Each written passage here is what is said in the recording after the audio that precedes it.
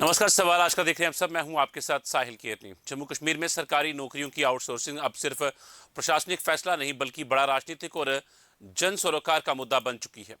विधानसभा में सरकार द्वारा पिछले 2 वर्षों में हजारों पदों पर आउटसोर्सिंग के जरिए नियुक्तियां होने की जानकारी सामने आने के बाद विपक्ष लगातार सरकार पर सवाल उठा रहा है। बीजेपी का आरोप है कि सरकारी नौकरियों केवल जेकेएसएसपी और जेकेपीएससी जैसी वैधानिक एजेंसियों के माध्यम से ही भरी जानी चाहिए, जबकि पीडीपी इसे युवाओं के भविष्य के साथ खिलवाड़ बता रही है। दूसरी ओर नेशनल कॉन्फ्रेंस सरकार का दावा है कि आउटसोर्सिंग की व्यवस्था नई नहीं बल्कि ये पहले से चली आ रही प्रणाली है और इसका उद्देश्य केवल आवश्यक सेवाओं को सुचारू रखना है। लेकिन सबसे बड़ा सवाल यह है कि क्या अगर सरकार भर्ती एजेंसियां मौजूद हैं तो फिर निजी एजेंसियों के जरिए कर्मचारियों की जरूरत क्यों पड़ रही है? क्या आउटसोर्सिंग अस्थायी समाधान है या स्थायी भर्ती व्यवस्था की जगह ले रही है? क्या इससे मेरिट और पारदर्शिता प्रभावित हो रही है या फिर यह प्रशासनिक मजबूरी है? आज इसी अहम मुद्दे पर हम चर्चा करेंगे। 3 खास मेहमान हमारे साथ जुड़ चुके हैं और उनसे भी इन बातों को समझने की कोशिश करेंगे। हमारे साथ बीजेपी से स्पोक्स पर्सन है डॉक्टर अभिजीत जसोटिया सर, धन्यवाद, शुक्रिया समय देने के लिए। और नेशनल कॉन्फ्रेंस से आकाश वर्मा है हमारे साथ। सर धन्यवाद, शुक्रिया समय देने के लिए। और अहमद याज है हमारे साथ, सीनियर जर्नलिस्ट। आकाश वर्मा, मैं चाहूंगा आप सर अपना कैमरा ऑन कर लें। सर सर धन्यवाद, शुक्रिया समय देने के लिए। शुरुआत जो है मैं करूंगा अहमद याज सर से। सर, क्या ये प्रशासनिक जरूरत है या राजनीतिक विवाद जो है इससे बढ़ता हुआ नजर आ रहा है? नहीं, एक बड़ा जायज सवाल है जो भी इसको उठा रहा है, इसलिए कि ये कोई ऐसी मजबूरी हो नहीं सकती। इसलिए कि जो रिक्रूटमेंट है एक कंटिन्यूड प्रोसेस है और इसके लिए हुकूमती लेवल पर अपने एजेंसीज मुकर्रर की गई हैं बहुत सोच समझ के, और जो रिकॉग्नाइज्ड है, ऑफिशलाइज है, तो उनके ऊपर एक इतबार है, एक ट्रांसपेरेंसी का मामला है और हर एक को इसमें रिक्रूटमेंट जहां भी कोई वैकेंसी आती है तो हर एक को जो एलिजिबल होगा तो उसको पार्टिसिपेट करने का हक मिलता है। तो इसमें आप किसी प्राइवेट एजेंसीज को रिक्रूटमेंट करने के लिए देते हो, आपकी जो रिक्वायरमेंट है, आपके अगर 1000 लोग रिक्वायरमेंट है, 10 लोग है, 100 है, जो भी, तो आप उनको बोल के वो कर देंगे। अब उनकी क्या क्वालिटी रहेगी, वो किन बुनियाद पर करेंगे, तो इसलिए इसमें 2-3 चीजों का खतरा है। एक ये कि ये जो आउटसोर्सिंग आप करोगे तो देन एक तो ये है कि इसमें काफी धांधलियां होने का इम्कान है, करप्शन होने का इम्कान है। फिर जो लोग आप रिक्रूटमेंट करोगे तो उनका ट्रांसपेरेंसी का कोई ख्याल नहीं रहेगा, और साथ साथ बाकी जो एलिजिबल होंगे तो उनका उनका पार्टिसिपेशन नहीं रहेगा। तीसरा, जो आप क्वालिटी आप दे दोगे वो क्वालिटी कोई सही हो भी नहीं सकती है, क्योंकि आपको यहाँ पब्लिक सर्विस के लिए लोगों को चाहिए, गवर्नेंस में लोगों को चाहिए, तो लेकिन उसके लिहाज से गवर्नेंस के लिए भी एक सवाल पैदा होगा। और तीसरा, एक तो गारंटी जो पब्लिक सर्विस होगा वो सही गारंटी नहीं होगी कि वो पब्लिक सर्विस कर भी सकते हैं, नहीं कर सकते हैं। और तीसरा, जो लोग आप रिक्रूट करोगे उनकी खुद सर्विस की कोई गारंटी नहीं होगी। वो किस माहौल में रिक्रूट किए जाएंगे, उनकी क्या सैलरीज रहेंगे, कल को इनके साथ क्या ट्रीट किया जाएगा। तो इसलिए मुझे लगता है कि ये मजबूरी नहीं है, बल्कि एक कोई ऐसी प्लान के तहत किया जा रहा है कि जिसमें करप्शन के रास्ते खुल सकते हैं, जबकि हमारे पास मौजूद है एजेंसीज ऐसा करने के लिए। तो क्या वजह है कि इस चीज की जरूरत पड़ती होगी? तो अब एक सवाल आ गया आपका कि पहले भी शायद ऐसा हुआ था, हो सकता ऐसा कभी हुआ हो, और लेकिन वो इस सिस्टमाइज तरीके से, जैसे आज इसकी जो एक इसी पर निर्भर कर रहे हैं हम, इसी एजेंसी पर, आउटसोर्सिंग पर, पहले ऐसा नहीं था। कहीं बार कहीं हुआ होगा कोई छोटा मोटा मसला, और उसके ऊपर भी सवालात खड़े हो रहे हैं। जब वो छोटे मोटे सवालात खड़े हो रहे हैं, छोटे मोटे मामलात पर ऐसे करने से सवालात खड़े हो जाएंगे, तो अब जब हम इसको वाइडन करेंगे तो उस पर सवालात क्यों नहीं? और दूसरा, अगर पिछली बार कहीं हुआ है, कोई गलती हुई है, तो दैट डज नॉट मीन कि अगर गलत हुआ तो हम उसको रिपीट करें। तो उस लिहाज से लगता है कि ये कोई सही इकदाम नहीं है। सर मैं करता हूँ, रुका पता हूँ, आकाश वर्मा जी का रुकना चाहूंगा। सर, क्या जरूरत है आउटसोर्सिंग की? सिर्फ इतनी सी बात समझेंगे सर। सबसे पहले तो बहुत शुक्रिया साहिल केनी जी, मेरे को पैनलिस्ट को आदाब, नमस्कार, और आपके तमाम व्यूअर्स को भी। देखिए, आउटसोर्सिंग की जहाँ तक बात है तो मैं आपको बताऊं कि आउटसोर्सिंग कोई आज नहीं शुरू हुई। आउटसोर्सिंग का जो सिलसिला है वो 2014 से शुरू हो गया था, जब जम्मू कश्मीर में भारतीय जनता पार्टी और पीडीपी की सरकार बनी। तो ये जो सिलसिला था आउटसोर्सिंग का, ये उस टाइम का शुरू हो गया, और मुझे लगता है कि ये सिलसिला रुका नहीं। इनफैक्ट जब 10 साल के बाद, जब भारतीय जनता पार्टी और पीडीपी जैसा कहती थी कि हमारी सरकार, पीडीपी तो खैर सरकार में ज़्यादा देर रही नहीं, लेकिन भारतीय जनता पार्टी का ये क्लेम रहता था कि हमारी डबल इंजन की सरकार है। लेकिन उसके बाद भी अगर आज तक देखा जाए तो आउटसोर्सिंग बाय वन मीन्स और अनदर जो है वो जम्मू कश्मीर में चल रही है। मैं एग्जांपल के तौर पे आपको बताना चाहता हूँ कि जितने भी हमारे 2014 से पहले की अगर मैं बात करूंगा, जितने भी हमारे डिपार्टमेंट्स थे, मुख्तलिफ डिपार्टमेंट्स, चाहे वो पीएचई हो, हमारे पीडीडी हो, पीडब्ल्यूडी हो, तो जितने भी काम होते थे वो सारे गवर्नमेंट अंडरटेकिंग होते थे। सभी कामों को करने का की जो जिम्मेवारी होती थी वो हमारे गवर्नमेंट डिपार्टमेंट्स की होती थी। उसमें हमारे पास जितनी मैन पावर रहती थी, हमारे जितने ऑफिसर्स थे, या जो प्रोजेक्ट्स गवर्नमेंट अंडरटेक करती थी, उस हिसाब से वैकेंसियां फुलफिल की जाती थी, उस हिसाब से जो रिक्रूटमेंट होती थी वो की जाती थी। लेकिन 2019 में मैं अगर पर्टिकुलरली बताऊं, जब से यूनियन टेरिटरी बनाई गई है जम्मू कश्मीर, यहाँ पर प्राइवेट कॉन्ट्रैक्टर्स और प्राइवेट कंपनीज का आना जो सिलसिला था वो शुरू हो गया था। मुझे लगता है कि वो भी एक तरह से आउटसोर्सिंग ही थी, क्योंकि जितने काम डिपार्टमेंट्स के द्वारा किए जाते थे, अब वो काम जो हैं वो प्राइवेट कॉन्ट्रैक्टर्स के थ्रू किए जा रहे थे। और वो जो प्राइवेट कॉन्ट्रैक्टर्स थे, साहिल जी, मैं आपको ये दावे से कह सकता हूँ कि उसमें 95% जो कॉन्ट्रैक्टर्स थे वो यूपी से, बिहार से, गुजरात से, बंगाल से, मध्य प्रदेश से, और मुख्तलफ जो रियासतें हैं जम्मू हिंदुस्तान की, वहाँ से वो कॉन्ट्रैक्टर्स आए। वो कॉन्ट्रैक्टर्स तो आए, उनके साथ साथ जो टेक्निकल स्टाफ था वो भी उनका बाहर से आया। जम्मू कश्मीर के सारे इंजीनियर्स, जो टेक्नीशियंस और जितना भी स्टाफ होता था कि किसी प्रोजेक्ट में लगने वाला, वो सारा बाहर से आया। अभी वहां तक बात रुकी नहीं थी। मैं अगर लेबर की बात करूं, तो जो लेबर जो थी वो भी सस्ते रेटों पर यूपी और बिहार से लाने का काम जो था वो यूनियन टेरिटरी जम्मू कश्मीर में का काम किया गया। तो ये सरासर एक आउटसोर्सिंग का जो एनवायरनमेंट जो पोस्ट 2019 क्रिएट किया गया। तो आज अगर इस आउटसोर्सिंग के ऊपर बवाल हो रहा है, मैं समझता हूं कि ये कहीं ना कहीं सिर्फ अपनी जो करनी दूसरों के ऊपर थोपने का काम आज पीडीपी और बीजेपी कर रही है। अदरवाइज अगर कोई हम पे कोई इल्ज़ाम लगाए कि बैकडोर अपॉइंटमेंट्स, क्योंकि मैं बड़ी जगह सुन रहा हूं कुछ लोग ये कह रहे हैं कि बैकडोर अपॉइंटमेंट्स हो रही हैं।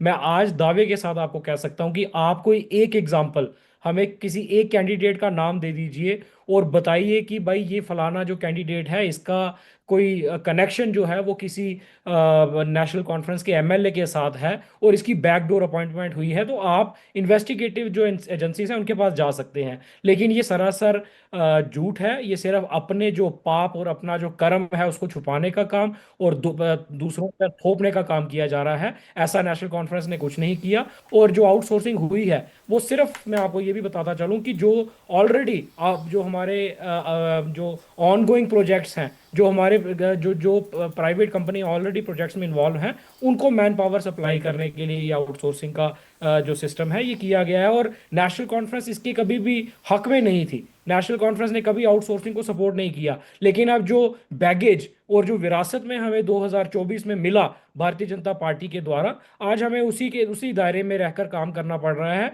कहीं ना कहीं ये हमारी मजबूरी है, क्योंकि आज हमारे पास स्टेट नहीं है। और हम इस यही एक कमी है जिससे हम बार बार कह रहे हैं कि हमें हमारी स्टेट दे दो, हमारे जो हकूक, हमारे राइट्स हैं वो वापस कर दो, ताकि जिस तरीके से पहले हम सरकार चलाया करते थे आगे भी उसी तरीके से चलाएंगे। करूंगा आकाश अहमद अयाज सर का। सर, जिस तरह आपने पहले बातें रखी काफ़ी अहम थी वो, तो अब आने वाले समय के अंदर आप क्या बदलाव देख सकते हैं? क्या युवाओं की चिंताएं वास्तविक हैं? क्या ये मॉडल देश के अन्य राज्यों जैसा है? बिल्कुल। जहाँ पर समाजी बराबरी या ना इंसाफी का उनसुर पाया जाएगा, वहाँ लाजमन इश्यूज खड़ा हो जाएंगे। और चूंकि यूथ का मामला है, उनकी रोजगार का मामला है, तो जब उनके वो मौके मौके फराहम नहीं किया जाएंगे, उनको उनके साथ दूसरा रवैया इख्तियार किया जाएगा, उनको ट्रांसपेरेंटली उनको नहीं कहा जाएगा कि आपको पार्टिसिपेट करें, तो नेचुरली आप जब लोग लगाओगे वो किसी की मर्जी से लगाओगे, बल्कि किसी सिस्टम के तहत कोई क्राइटेरिया लेकर नहीं करोगे। ये किसी की इंडिविजुअली मर्जी हो सकती है किसको लगाना है किसको नहीं लगाना है। तो डेफिनेटली वो हिट करेगा उस सब सब पॉपुलेशन को जो अभी बैठे हुए हैं रोजगार की तलाश में है, और जिनका भी ये मानना है कि हम पढ़े लिखे हैं और एलिजिबल है, डिजर्व करते हैं। जब उनका मौका नहीं मिलेगा तो नेचुरली उनके साथ नाइंसाफी मानी जाएगी और दिक्कतें पैदा हो सकती है। और दूसरा ये जो हमारे दोस्त कह रहे थे कि ये जस्टिफाई करने की कोशिश कर रहे थे शायद कि पिछले 2014 से ये होता चला आ रहा है, तो इसलिए हमारे पास हम वही कंटिन्यू कर रहे हैं। देखिए नहीं लग रहा है कि ये कोई खास जस्टिफिकेशन है। मामला ये है कि क्या हम सही कर रहे हैं गलत कर रहे हैं। बिल्कुल। अगर हम सही कर रहे हैं तो ठीक है, कोई चिंता की बात नहीं। लेकिन अगर हम खुद महसूस कर रहे हैं, इनको जस्टिफाई करना पड़ेगा। या तो उनको ये कहना पड़ेगा कि ये जो हो रहा है सही हो जी। रहा है, ये कोई बात नहीं है कि पिछले से आया हुआ है, पिछले करते थे और पिछले ने अगर गलत गलत किया तो उन्होंने उसका खमियाजा भी बिल्कुल। उठाया। तो अगर ये समझ रहे हैं कि उनको ये बात करनी है कि या क्या सच सही कर रहे हैं या गलत कर रहे हैं। अगर सही कर रहे हैं तो जस्टिफाई करना पड़ेगा, अगर गलत कर रहे हैं तो फिर नहीं करना चाहिए। बेशक किसी को नुकसान भी हो जाए, गलत क्यों करना है। जी तो सर। ये मेरा मानना यही है कि शायद इसमें कोई जस्टिफिकेशन नहीं है इस चीज को कि ये पिछले से आता है इसलिए हमारे पास भी हमको भी यही करने की जरूरत है। ये शायद कोई जस्टिफाई कोई नहीं कर रहा है कोई बात को कि अगर कहीं कोई गलत हुआ हो तो फिर हम उसी को रिपीट करें। लगता है कि वो गलत बात नहीं है। अलबत्ता ये जरूर बात है कि नाइंसाफी मानी जाएगी सब एलिजिबल लोगों के साथ जो वेट कर रहे हैं अपनी बारी जी का, सर। जो उन्हें पढ़े लिखे हैं, तो उनके साथ ये नाइंसाफी मानी जाएगी और इसका शायद कहीं ना कहीं ये मामला दिक्कत पैदा कर सकता है। ठीक है। अभिजीत सर, क्या आपको मेरा ऑडियो आ रहा है सर? अभिजीत सर, क्या आप सुन पा रहे हैं मुझे? डॉक्टर अभिजीत सर, क्या आप सुन पा रहे हैं मुझे?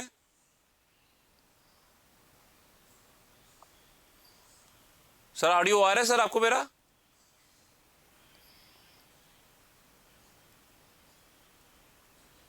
अभिजीत जी, क्या आपको ऑडियो आ रहा है मेरा सर? शायद उनसे संपर्क नहीं हो पा रहा है। मैं करता हूं रुक दोबारा से। मैं आकाश सर का ही रुकना चाहूंगा। सर, जिस तरह से साफ तौर पर अहमद यार सर ने भी ये बात कही है कि ये कोई जस्टिफिकेशन नहीं है, इस बात को जस्टिफाई करना पड़ेगा कि उन सरकारों ने किया तो इसका मतलब है कि हमको भी परमिशन मिल गई है। मैं 1 मिनट करता हूँ आकाश सर, पहले ओपनिंग कमेंट ले लूँ। डॉक्टर अभिषेक, उनका सिग्नल कट रहा है बार बार। अभिषेक, ठीक है आकाश जी सर, मैं जी। करता हूँ। डॉक्टर अभिषेक, अभिजीत जसरोटिया सर, क्या आवाज आ रही है ना आपको मेरी?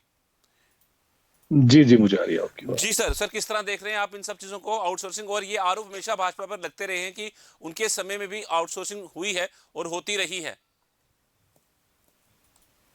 बहुत बहुत धन्यवाद आपका केनी साहब, और को पैनलिस्टों को भी मेरी नमस्कार और मेरी आदाब।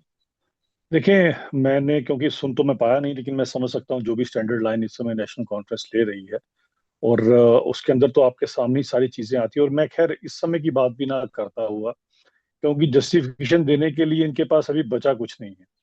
मैं थोड़ा सा इतिहास में, और मुझे लगता है अहमद यार साहब जरूर मेरे साथ एग्री करेंगे इन सब चीजों के लिए, कि जम्मू कश्मीर के अंदर इतिहास में क्या क्या होता रहा और वो होता किस तरह, क्योंकि इतिहास तो सारे का सारा नेशनल कॉन्फ्रेंस का ही है। बीच में एक छोटा सा पीरियड शायद कांग्रेस और पीडीपी का है।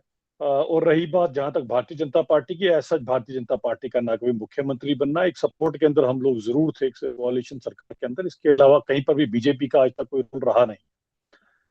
रही बात, अगर ये बोलेंगे जी कि ये जो सारे का सारा बाकी का अगर आप टेन्योर करते हैं बात केंद्र सरकार का, तो केंद्र सरकार सभी की बराबर होती है। यूटी गवर्नमेंट एनसी के लिए भी उतनी है जितनी पीडीपी और बाकी सबके लिए बराबर की रहती है। अब रही बात इनकी, अगर आप बात करते हैं तो यार साहब को याद होगा कि वो समय भी इन्होंने देखा होगा कि जब यहाँ पर अगर आप पुराने लोगों की अगर वो मांगेंगे कि आपकी वो अपॉइंटमेंट जो हुई थी किस बेस पर हुई थी, तो उस समय शायद वो कैप्स्टन या पता नहीं कौन सा गोल्ड फ्लैग सिगरेट चला करते थे। उनकी डब्बियों के ऊपर लोगों के अपॉइंटमेंट लेटर के साथ जो सिफारिशें हुई हैं इनके मंत्रियों की, वो अभी तक डब्बियां भी कई पुराने लोगों के पास बची होंगी। वो डब्बियां लगाकर लोगों को अपॉइंटमेंट लेटर दी जाती थी, ऐसी सिफारिशों के ऊपर लगा करते थे यहाँ पर लोग। इतनी बुरी हालत थी यहाँ पर कि जिसने जो देखा, और वही जो बंदरबांट इस समय इन लोगों ने की है इन नौकरियों को लेकर, कुछ ऐसी बंदरबांट तब भी रही थी इनकी। अभी भी क्या प्रॉब्लम क्या है कि 30 मैं लगवा लेता हूँ, 20 तू लगवा ले, 40 ये लगा लेंगे, और आपस के अंदर ही जो उन्होंने सारी की सारी आपस में मिल बांट के बात की है। लेकिन सारी की सारी बात यहाँ आके खड़ी होती है कि आप लोगों ने जो झूठा मैनिफेस्टो जो लिख कर दिया इस बार, पहली बार आपने, आप फिर से वही युवाओं के साथ आपने खिलवाड़ करना शुरू कर दिया। यहाँ पर एक और बात हो गया साहब, आपको याद होगा, यहाँ ऐसे ऐसे लोग भी थे जो 3 3 4 4 साल 5 5 साल जाके गल्फ में नौकरी करते थे, और उसके बाद आके फिर से अपनी यहाँ वाली सरकारी नौकरी कंटिन्यू कर लिया करते थे। बिल्कुल। जब इसके ऊपर इंक्वायरियों की बात की गई, तब यहाँ पर नेशनल कॉन्फ्रेंस वालों ने बड़ी हाय तौबा मचाई थी। यहाँ पर ऐसे ऐसे लोगों की अपॉइंटमेंट हुई है जो पाकिस्तान से ट्रेनिंग लेकर आए, उनकी भी यहाँ पर अपॉइंटमेंटें होकर उन्होंने भी नौकरियां की है यहाँ पर। तो इसीलिए जब नेशनल कॉन्फ्रेंस करती है तो उनका इतिहास कौन नहीं जानता। अगर आपने इतिहास में कुछ लोगों के साथ अच्छा किया होता तो मुझे नहीं लगता कि आपको इन सब चीजों के ऊपर ये करने की जरूरत थी।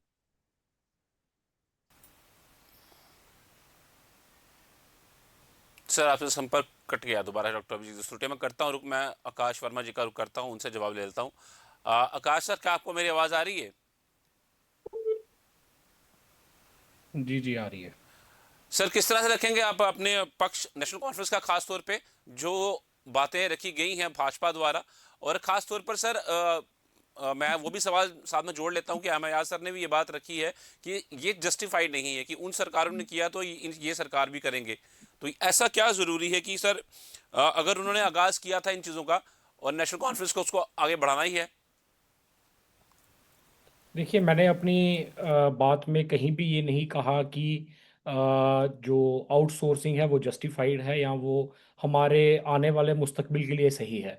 मैंने ये कहा कि ये हम पर थोपा गया है, और क्योंकि आज हम उस सिचुएशन में नहीं है कि हम पॉलिसी जो है अपने तरीके से इम्प्लीमेंट कर सकें। जो यूनियन टेरिटरी की ऑलरेडी एक पॉलिसी जो जम्मू कश्मीर में चल रही है, हमें कहीं ना कहीं हमारे हाथ पैर बंधे हैं, हमें उसको फॉलो करना पड़ता है। और जहाँ तक सवाल आउटसोर्सिंग का है, तो जो ऑलरेडी मैंने आपको जैसे पहले कहा कि जो काम ऑलरेडी चल रहे हैं 2024 से पहले के, अब उन कामों को मुकम्मल करने का अगर टाइम पीरियड रहा है 6 महीने या 1 साल, उसमें अब अगर हमें 10 ड्राइवरों की ज़रूरत है, 20 टेक्नीशियंस की ज़रूरत है, तो अगर हम वो JKSSB और JKPSC के थ्रू रिक्रूटमेंट स्टार्ट करेंगे, तो 2 साल भर में या 6 महीने में अगर उस काम का जो टाइम पीरियड है वो मुकम्मल हो जाता है या वो काम खत्म हो जाता है, तो उस 6 महीने के बाद की जो सैलरी है वो कौन देगा? आप जानते हैं कि आज जम्मू कश्मीर का जो बजट है वो यूनियन टेरिटरी के मुकाबले एक स्टेट के होते हुए बहुत कम है, और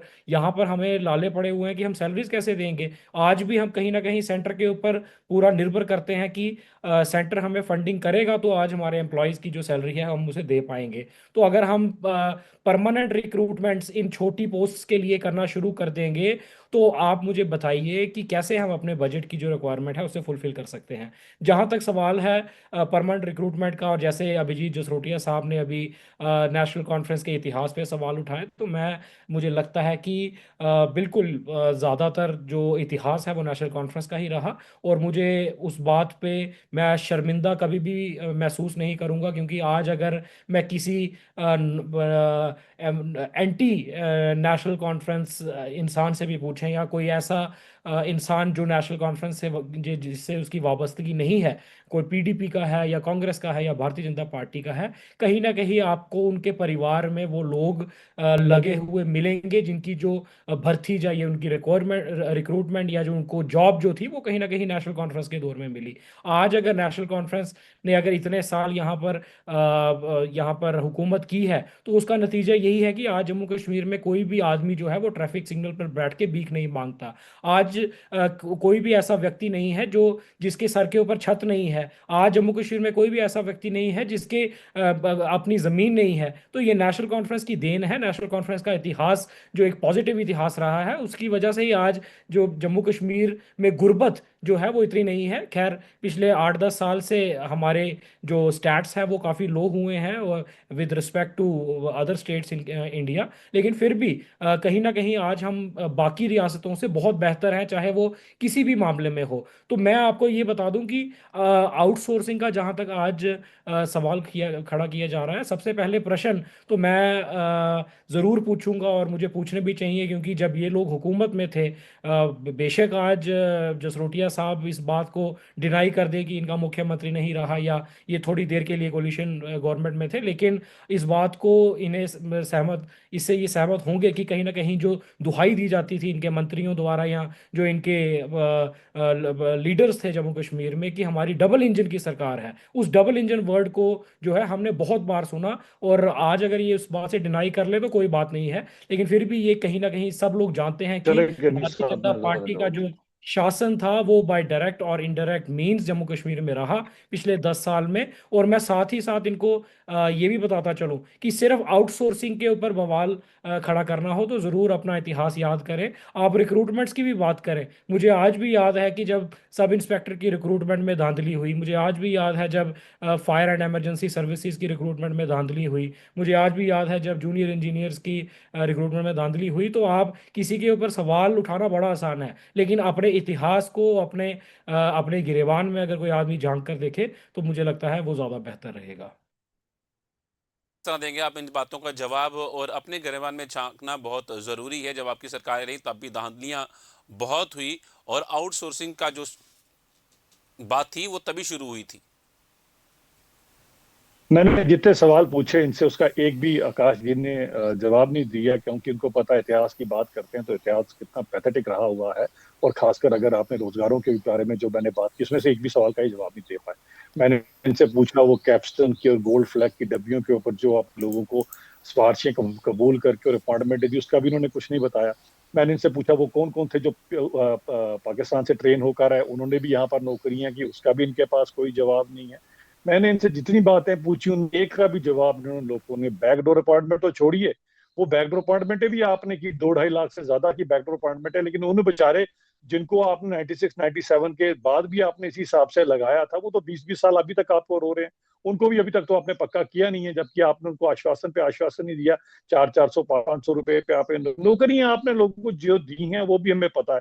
जिनको दी हैं उनके साथ भी खिलवाड़, उनके उनके परिवार के साथ भी आपने खिलवाड़ किया। और एक जो आकाश जी बोल रहे हैं कि आज हमारे पास पैसे नहीं, मैं आकाश जी से पूछना चाहता हूँ 2014 में आपको यूपीए 2 जो आपकी गठबंधन की उस समय की सरकार है और आज भी जिसके साथ आप इंडी गठबंधन में बैठे हैं, कितना बजट आपको दिया करती थी? वो बजट जरा लोगों को बता दीजिए एक बार कितना था और आज आपको कितना मिल रहा है? Double then that. उस समय के बीच के अंदर पुलिस का बजट भी था और उसके उस समय लद्दाख भी इसके अंदर इंक्लूडेड था। आज लद्दाख अलग है इनमें से, उनका अपना बजट है, लेकिन इनमें से किसी का भी जवाब नहीं है। आज प्रॉब्लम यहाँ पर यह आ चुकी है कि आपके पास नौकरियां तो आप लोगों को देंगे नहीं। आप आज आए बजट के ऊपर लोगों को घुमाएंगे, पब्लिक सब कुछ समझ रही है, ये युवा सब समझ रहा है कि आप किस तरह का झूठ बोल रहे हैं लोगों के बीच में। हमें पता है कि आपके अंदर परिवारवाद की जो चरम सीमा है, वो परिवारवाद आपका सीएम की कुर्सी से शुरू होता है और फिर वो नीचे तक हर जगह पर जाता है। उसी के चलते हुए आज लोगों ने अपने लोगों को, अपने जो लोग हैं इन्हीं के साथ मिल मिला के इन्होंने नौकरियां बांटी। उसके बाद जब लोगों ने इसके ऊपर आय तोपा मचाई, आज इनके पास जवाब देने के लिए कुछ नहीं है। मैं इनसे पूछ रहा, जब मैंने इनसे पूछा भाई वो कौन लोग थे जो यहाँ से 4-4, 5-5, 10-10 साल के लिए बाहर नौकरियां करते थे, बाहर से भी पैसा कमाते थे, यहाँ आकर वापस आके अपने नौकरियों के वो पुराने क्लेम भी करते तो फिर से नौकरियां करते थे, उसका एक भी जवाब दिया इन्होंने? ये कोई भी ऐसा जवाब नहीं देंगे जहां पर, क्योंकि इनको भी नहीं पता होगा, आज जी को भी नहीं पता होगा कि यहाँ पर क्या क्या होता रहा है। मुझे तो 25-30 साल से पूरी एक एक हिस्ट्री का पता है, क्योंकि आकाश की उम्र में भी मेरे से छोटे हैं। हम तो एक एक चीज अपनी आंख से देख के आए हुए हैं। हम तो खुद खुद भुक्तभोगी हैं इन सब चीजों की, कि हमारी नौकरियां भी इसी कारण नहीं चले। वो तो हमारी अपनी काबिलियत थी कि आज हम इस लेवल पे पहुंच गए, वरना इन्होंने क्या क्या कुछ किया हमें पता है। कहाँ कहाँ पर क्या क्या करते रहे। यहाँ पर तो ऐसे ऐसे लोग ऑफिसर बन गए जिन्होंने कभी एग्जाम ही नहीं दिया आज तक, और वो रिटायर भी हो चुके हैं आज की डेट में यहाँ से। इतना कुछ जम्मू कश्मीर के अंदर आप लोगों ने किया हुआ है, और आज जब करते तो आप जस्टिफिकेशन देना शुरू हो जाते हैं। जस्टिफिकेशन नहीं बनती जनाब, वो 2 लाख नौकरियां दीजिए लोगों को, और पूरी लाख नौकरियां दीजिए और पूरी की पूरी नौकरियां दीजिए। और मैं आपको फिर कहता हूं कि भगवान के लिए ये काम बंद करें कि 30 नौकरियां एक विधायक उठाएगा, 40 एक अपॉइंट करेगा, 20 ये करेगा। वो आपने पहले भी 2.5 लाख लोगों को लगा के रखा, वो अभी तक रो रहे हैं बेचारे आपको। अब आप नए तैयार कर रहे हैं, इसी हिसाब से आपस में बांट उठ के, ऐसा नहीं चलता है। और एक काम और करें ना, ये जो आपने जितनी भी अभी नौकरियां दी इसका एक डाटा निकाल दीजिए, कॉन्स्टिट्यूएंसी वाइज एक डाटा शेयर कर दीजिए लोगों के साथ। खुद ब खुद सब दूध का दूध और पानी का पानी, आप नौकरियां ये सारी डेटा ही बंद हो जाएंगी। यहाँ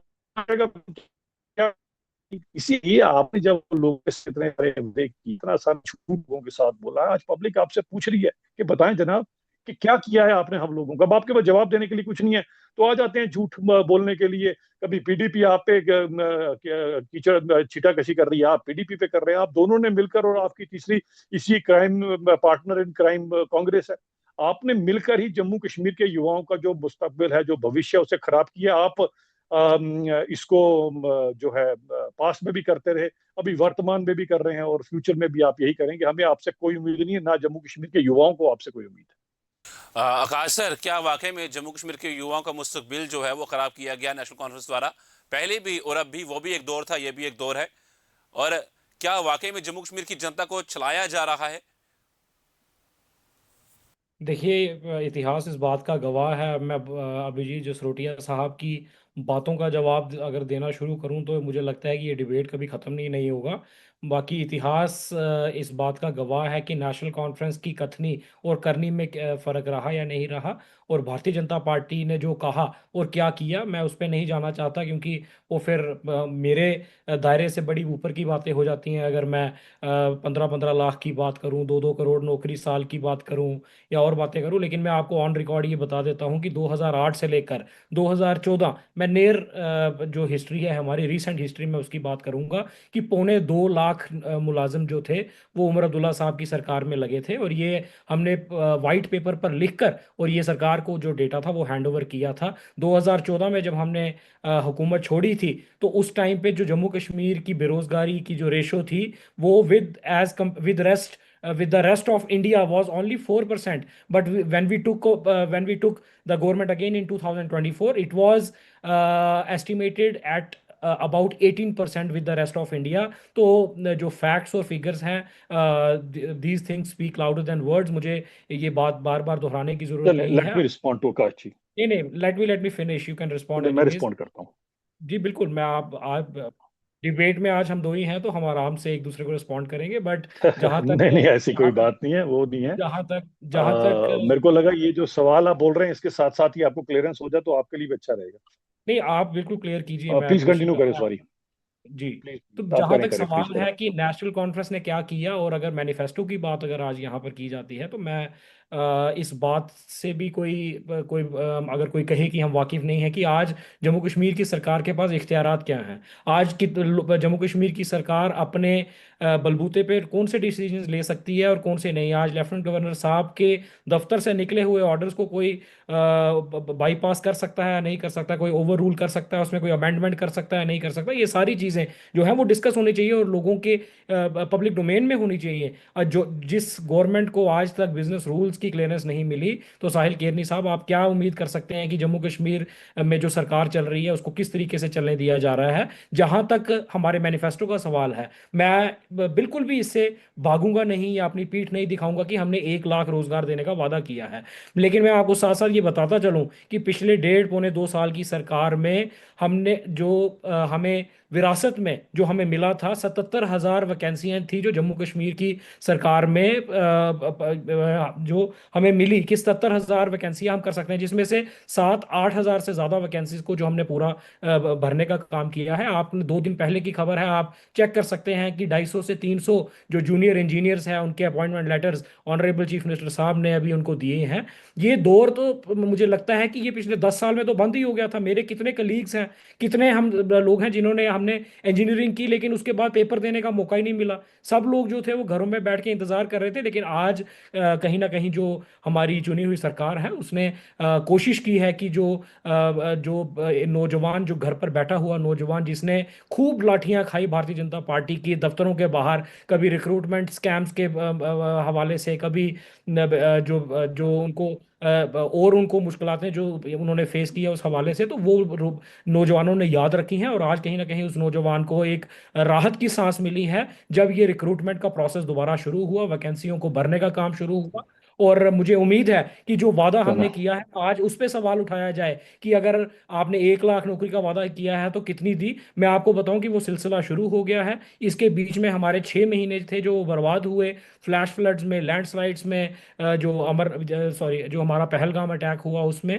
तो ये कुल मिला के ये है कि नेशनल कॉन्फ्रेंस एक पॉजिटिव नोट पे काम करना चाहती है। और आज भी हम लोग पीछे नहीं हट रहे हैं कि हमें रोजगार नहीं देना, हम तो कोशिश कर रहे हैं, हम तो एवेन्यूज क्रिएट कर रहे हैं। आप अगर मिशन युवा की बात करेंगे तो 3.5 पौने 4 लाख है जो स्टार्टअप्स हैं, हमने उसका एक एस्टिमेट लगाया है कि जिसमें हमें लगभग 1.5 लाख जो हमारे स्टार्टअप्स हैं, जिसमें 4.5 5 लाख जो नौजवान हैं उनको रोजगार की उपलब्धि होगी। वैसे ही गवर्नमेंट सेक्टर में भी मैं आपको बताऊं कि रिक्रूटमेंट हो रही है। और इस साल का जो बजट, आपने अगर लास्ट असेंबली सेशन सुना होगा, तो इस साल के बजट में नेशनल कॉन्फ्रेंस की हुकूमत ने ये कहा है कि हम लगभग 30,000 के आसपास की जो वैकेंसियां हैं उसको भरने का काम करेंगे। तो ये मुझे लगता है कि एक पॉजिटिव नोट पे हम लोग काम कर रहे हैं। और मुझे लगता है कि एक हेल्दी ऑपोजिशन के तहत भारतीय जनता पार्टी और पीडीपी को भी हमें अप्रिशिएट करना चाहिए, क्योंकि ये लोग खुद भी जानते हैं इनके अपने घरों में भी इतने बेरोजगार बच्चे और या लोग बैठे होंगे जिन्होंने पिछले 10 साल में रिक्रूटमेंट नाम की चीज़ नहीं सुनी थी, लेकिन आज वो लोग खुश हैं क्योंकि ये एक सिलसिला यहाँ पर शुरू हो चुका है। ठीक है सर। जी डॉक्टर अभिजीत जसूरिया सर।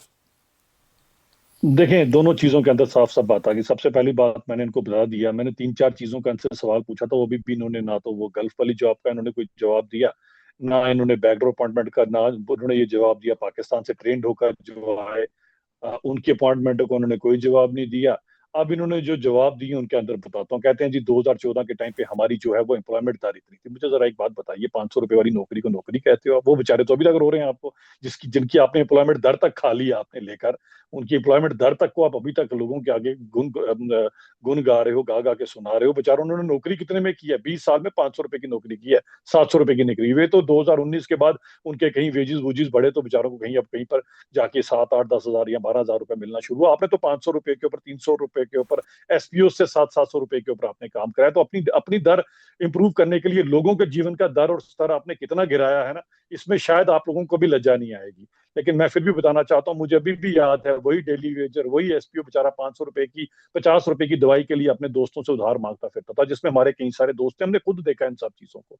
लेकिन आपको तो खैर, आपको सिर्फ कुर्सी चाहिए, सत्ता चाहिए, इससे ऊपर आप कोई बात करेंगे भी नहीं। अब इनकी अपनी दर इंप्रूव करने के लिए आपने लोगों को दरबदर किया, चलें उस बात को भी छोड़ दें। मैंने जो आपसे बाकी सवाल पूछे आपने उनका भी अभी तक कोई जवाब नहीं दिया। और मुझे जरा एक बात और बताइएगा, ये लाख नौकरी के अंदर ये जो भी अपने 25,000 का ये जो नया स्कैम आपने किया है, फ्रॉड किया है, जो आपके लोगों ने आपस में मिलकर ही बंदर बांट कर लिया, 30 तू लगा ले 40, ये भी आप उसके अंदर डाल रहे हैं या अलग से आएंगी उसके आप अंदर? एक एग्जांपल इसका बता जवाब दीजिए भी जरा लोगों को दे भैया साहब। दीजिएगा। स्टार्टअप्स स्टार्टअप स्टार्टअप्स के ऊपर जहां तक आपकी बात आती है, ये मेरे को एक बात बताइएगा, आपकी कोई ऐसी पॉलिसी है जिससे आप लोगों को रोजगार देने वाले हो? आपकी कोई पॉलिसी कभी पहले नहीं रही? अच्छी भली यहाँ पर जम्मू कश्मीर इंडस्ट्रीज थी जो लोगों को रोजगार दिया करती थी 70s 80s 90s के दौर के अंदर। एचएमटी इतनी बड़ी बड़ी यहाँ पर कश्मीर विलो की फैक्ट्रीज हुआ करती थी, रोजन एंड टर्पेंटाइन की, रजौरी जैसे दुर्गम इलाकों के अंदर फैक्ट्रीज हुआ करती थी, अपना सुंदरबनी जैसे दुर्गम इलाकों में मीरा साहब में फैक्ट्रीज हुआ करती थी, यहाँ पर हमारे रेशमगढ़ में फैक्ट्रीज हुआ करती थी। वो सब का सब आपने चौपट कर दिया, क्योंकि आपके लोग मंत्री और आपके उस समय के जो ब्लू आर्ड लोगों थे उन्होंने वो भी सब कुछ कर दिया। जहां पर रोजगार ये नहीं था कि आज तक रोजगार था नहीं, लोगों के पास रोजगार था। बेस्ट ऑफ द मशीनरी उस एरा की लगी हुई है। इतिहास निकाल के देखिए, आज भी अगर जेकेआई का पुराना अगर आपको कोई एम्प्लॉय मिलेगा, बेस्ट इंडस्ट्री, आर्ट ऑफ जो मैन्युफैक्चरिंग, दैट वाज देयर। कितनी वो चमड़े की फैक्ट्रीज थी, मुट्ठी का जिसको हम जानते थे, मुट्ठी लेदर जो भी उसका नाम हुआ करता था, कहाँ गई सारी की सारी? कभी आपने लोगों को इसका जवाब दिया? एचएमटी के अंदर 1 लाख से मेरे को लगता है कि कितनी नौकरियां तो एचएमटी यहाँ क्रिएट करती थी, वो कहाँ चलेगी सारी की सारी? आप लोगों ने वो सिस्टम यहाँ पर क्रिएट किया, क्योंकि इंडस्ट्रीज के नाम के ऊपर भी आपने वही काम किया। इंडस्ट्री जम्मू कश्मीर के लोगों ने देखी तो स्वर्गीय अटल बिहारी वाजपेयी जी का जब दौर था उसके अंदर पहली बार जम्मू कश्मीर के अंदर इंडस्ट्रीज आना शुरू हुई है। अब पिछले 5 अगस्त 2019 के बाद भरमार थी इंडस्ट्रीज की, जिस हिसाब से इंडस्ट्रियल पॉलिसी के अंदर देखें, आप लोगों को बोलते हैं हम नौकरियां देंगे, आपके पास कोई रोड मैप है? कोई रोड मैप नहीं है आपके पास। आपके जरा पूछ लो जिनको आपने मंत्रालय देकर रखा है इंडस्ट्रीज वाला, उनको पूछिएगा, उनको पता भी नहीं होगा क्या है क्या नहीं। उल्टा जब वो आए थे उनके खौफ से बड़े बड़े मुरलीधरन जैसे कई लोग यहाँ से बेचारे पैकअप करके चले गए, और पता नहीं पुणे में जाकर कहाँ पर उन्होंने इंडस्ट्री लगाई है। 900 हजार हजार तो एक एक बड़ी बड़ी फैक्ट्री में लोग लग रहा था। आज इंडस्ट्रीज पॉलिसी के नाम के ऊपर आपके पास कोई पॉलिसी नहीं है। जाके आप लोग पता नहीं क्या करते हो, उसके ऊपर भी आप बात नहीं करते। आपके पास कोई भी कहीं पर भी किसी चीज का रोड मैप नहीं है। आप लोगों को, युवाओं को सिर्फ बरगलाने के लिए लगे हुए हो, और आपको सिर्फ ये कि किसी तरह से मुझे टाइम पास करना है। जनाब टाइम पास मत करें। आप कहते हो जिस तरह से मेरे समय के ऊपर बातें हुई थी, आपको याद होगा एग्रीकल्चर टेक्नोक्रेट्स हुआ करते थे। कोई डिग्री पक्की हुई थी की सरकार थी, और वो आपकी नहीं थी। फॉर यू काइंड इंफॉर्मेशन, वो यहीं पर किया गया था सब कुछ। काफी जो भी उस समय हुआ, जहां तक हम लोग कर सके लोगों के लिए, हम हमेशा खड़े रहे। लेकिन आपने कभी भी आज तक कभी ऐसा कोई काम किया नहीं है, क्योंकि जो था आपके पास, आपका तो ट्रैक रिकॉर्ड ये बोलता है कि अच्छी भली इंडस्ट्रीज थी, वो आपने खत्म कर दी। अब आपसे नई उम्मीद युवा लगाए तो क्यों लगाएगा? बस यही करेंगे जो आप अभी कर रहे हैं। बाद में आप, जैसे आज आपने वो नई दर बता रही थी उस समय की, जी हमने 2.25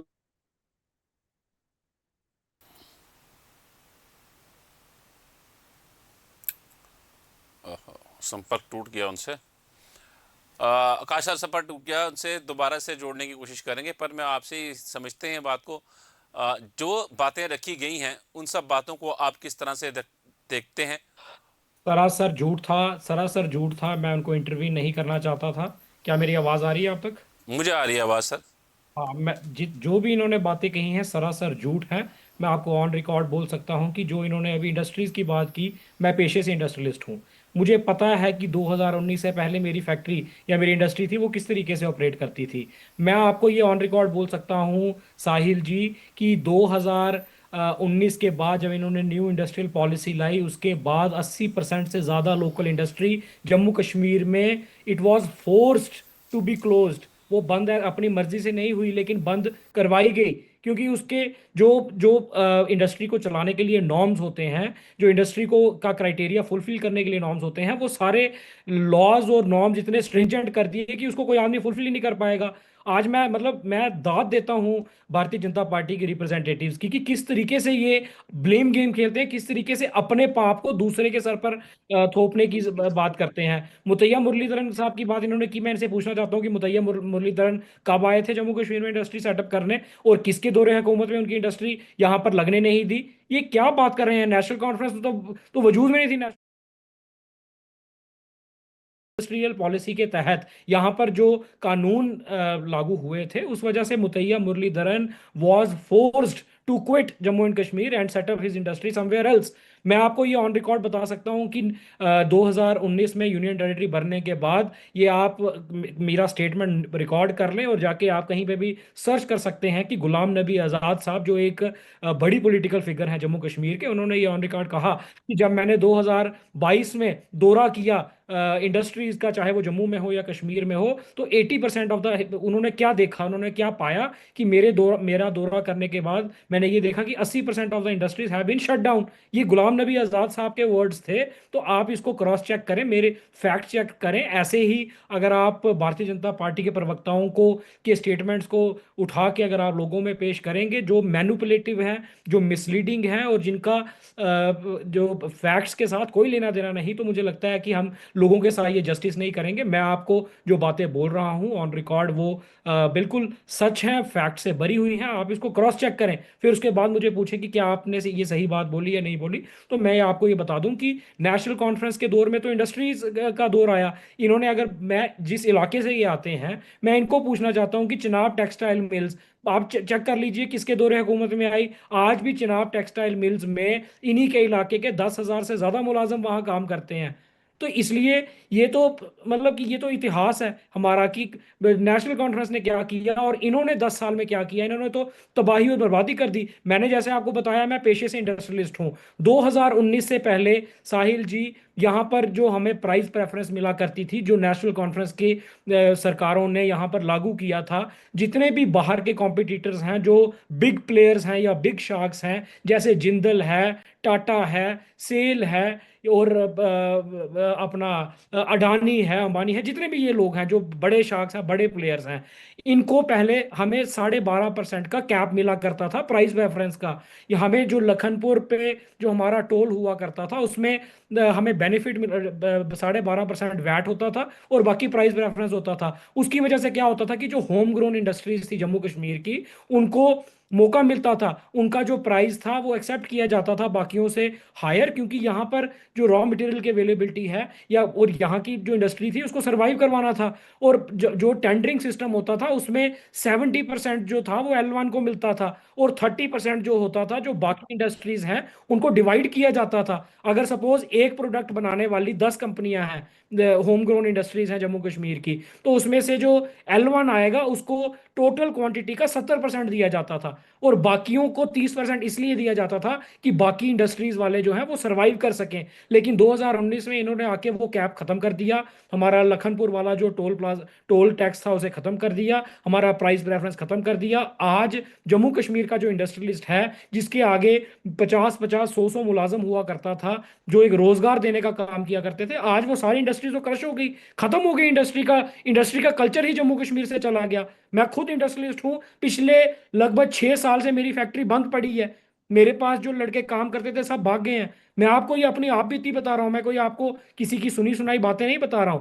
तो मैं आपके माध्यम से भारतीय जनता पार्टी के रिप्रेजेंटेटिव्स को मैं ये मोतवाना गुजारिश करूंगा कि आप जो ये फैक्ट्स लेके आते हैं व्हाट्सएप यूनिवर्सिटी से पढ़कर, इसको पहले फैक्ट चेक किया करें, घर बैठ के क्रॉस चेक किया करें, उसके बाद आप टेलीविजन स्क्रीन पे आए। अदरवाइज लोगों को गुमराह करने की जरूरत नहीं है। और जो नुकसान पिछले 10 साल में, चाहे वो सरकारी दायरे में हो या प्राइवेट दायरे में हो, जो हमने देखा है उसको कोई बदल नहीं सकता, उसको आज जम्मू कश्मीर के लोग जानते हैं। जहां तक इन्होंने यहाँ पर नौकरियों की बात की जो इन्होंने कहा, मैं इनको ये बता देता हूं कि मिशन युवा के तहत 7,000 से ज़्यादा स्टार्टअप्स को हमने फंडिंग की है। 7,000 से ज़्यादा स्टार्टअप्स आज on their own they are trying to compete, they are trying to produce goods, they are trying to make their space in the market. तो क्या ये एक पॉजिटिव स्टेप नहीं है? क्या ये उमर अब्दुल्ला साहब की अचीवमेंट नहीं है कि वो कोशिश कर रहे हैं कि हमारा प्राइवेट गवर्नमेंट सेक्टर के साथ साथ हमारा प्राइवेट सेक्टर भी मजबूत हो?